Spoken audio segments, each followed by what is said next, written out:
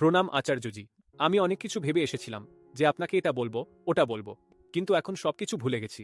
আমি আপনার জন্য একটা উপহার এনেছি, একটা ছোট উপহার, কারণ আমি আপনার প্রেরণাতেই দর্শন পড়ছি। আমি আসলে অ্যারোস্পেসের ছাত্র ছিলাম এবং এখন আমি একজন স্যাটেলাইট ইঞ্জিনিয়ার। আমি এটা আপনাকে অর্পণ করতে চাই। আমি আপনার জন্য একটা ছোট নোট এখানে লিখেছি। আর আচার্যজি, আমি মানুষজনকে পড়াইও। যদি আমি কারো জীবন সামান্য হলেও বদলাতে পারছি, সেটা আপনার কারণেই হচ্ছে। সবকিছুই আপনার জন্যই সম্ভব হয়েছে আচার্যজি।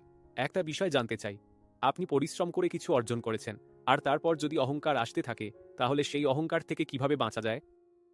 আপনি পরিশ্রম করে থাকেন এমন কিছুর জন্য যেটা আপনাকে ভেতর থেকে উন্নত করবে, তাই না? হ্যাঁ আচার্যজি। তাহলে পরিশ্রম করাটা যদি সার্থক হয় তবে তো অহংকার কমে যাবে, তাই না? আর যদি আপনি পরিশ্রম করে এমন কিছু অর্জন করেন যা অহংকারকে আরও পুষ্টি দেয়, তাহলে সেই পরিশ্রম করাটা তো বৃথাই হয়ে গেল, ঠিক কি না? আপনি পরিশ্রম করলেন, কিছু অর্জন করলেন, কিন্তু যা পেলেন সেটা সেই স্তরের যেখানে অহংকার বাস করে, তাহলে অহংকার সেটাকে খেয়ে নিল। তাহলে তো সেই পরিশ্রমটাতেই গন্ডগোল হয়ে গেল, তাই না? পরিশ্রম করাটাই বৃথা চলে গেল। পরিশ্রমের উদ্দেশ্য কি? কাজ। আর কাজের উদ্দেশ্য কি? স্বাধীনতা। অহংকারকে উন্নত করা নয়, বরং তাকে মুক্ত করা, হালকা করা, ছেড়ে দেওয়া, এটাই স্বাধীনতা। যদি সেটা সত্যিকারের কাজ হয় তাহলে সেটা অহংকারকে কাটবে।